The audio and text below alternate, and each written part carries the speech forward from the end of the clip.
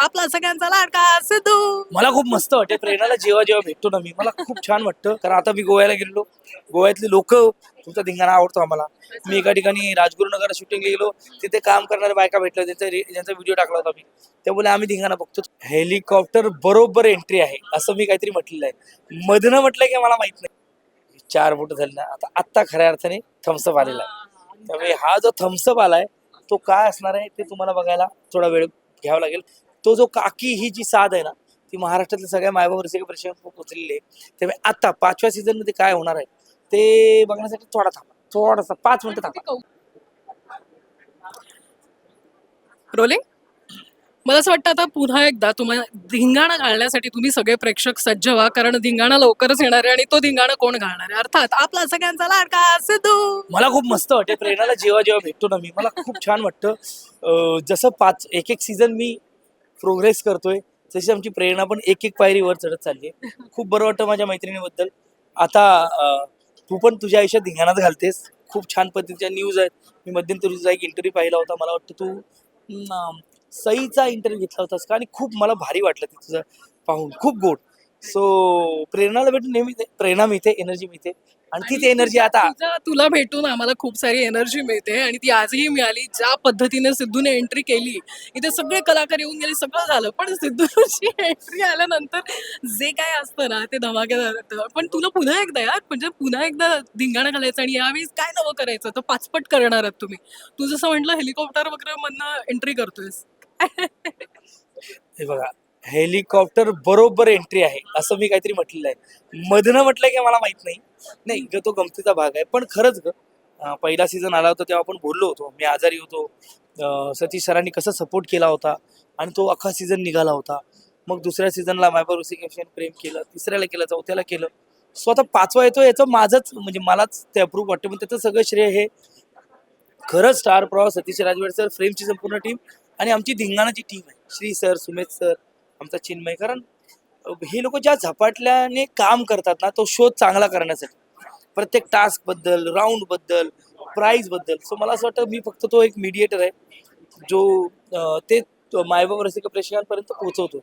पण त्याचा 5वा सीझन येतो याचा खरंच एक कलाकार म्हणून सुद्धा मला आनंद आहे. पण मी म्हणते धिंगाणामध्ये सगळे प्रयोग करून झालेले आहेत आता.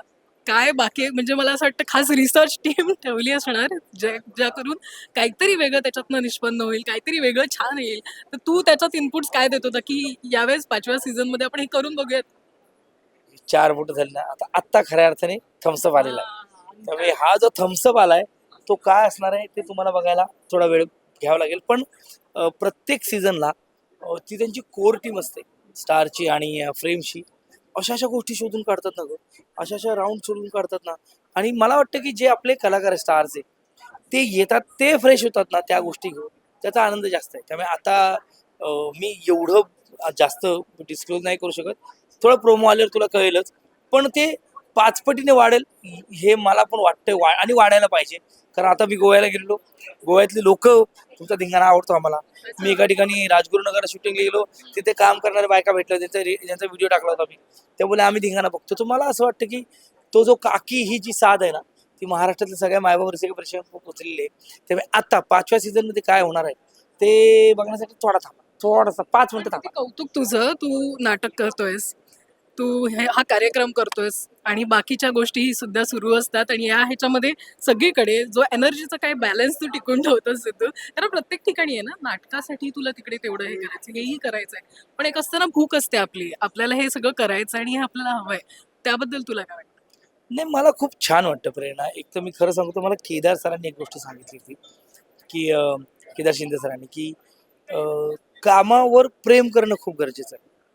आपल्यासारखे खूप कलाकार असतात जे या संधीची वाट बघत असतात, पण त्यांच्या आयुष्यात ती संधी थोडी लेट येते. तुझ्या आयुष्यात ती आली ना, ती एन्जॉय कर. म्हणजे मी म्हणजे कालच रत्नागिरीहून आलोय, आज सकाळी आलोय आणि मी इव्हेंटला आलोय. पण मग ते जे असतं ना, आपण कधी कधी सायकोलॉजिकली बोलतो, तुला माहितीये, रात्री प्रवास केला, मग आलो, मग फ्रेश झालो, मग इथे ते ना, आपणच आपलं ते जे काही प्रवास असतो ना तो ग्लोरिफाय करतो. मला वाटतं ती करायची गरज नाही. उलट तिथून आलो, मला खूप बरं वाटतं. घरी न जाता मी इथेच येऊन, इथे फ्रेश होऊन परत एकदा मायबाप रसिक प्रेक्षकांपर्यंत पोहोचतो, म्हणजे येतोय.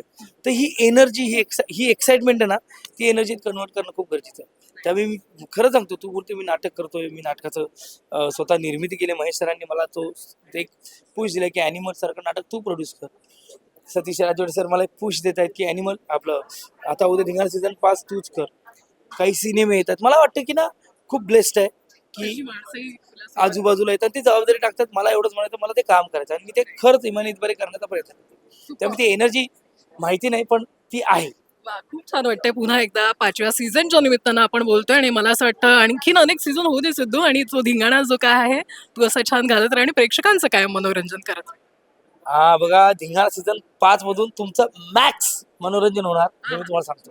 Thank you so much. Abhijit Khankekar तुझ्याकडून घेऊन प्रेरणा एक मला पण मला हेच म्हणायचं की आत्ता धिंगाणा करताना मी पण तेवढाच रिफ्रेश होतो. तर माझ्यासाठी पण ती एक वेगळी वेगळी फेज आहे कलाकार म्हणून.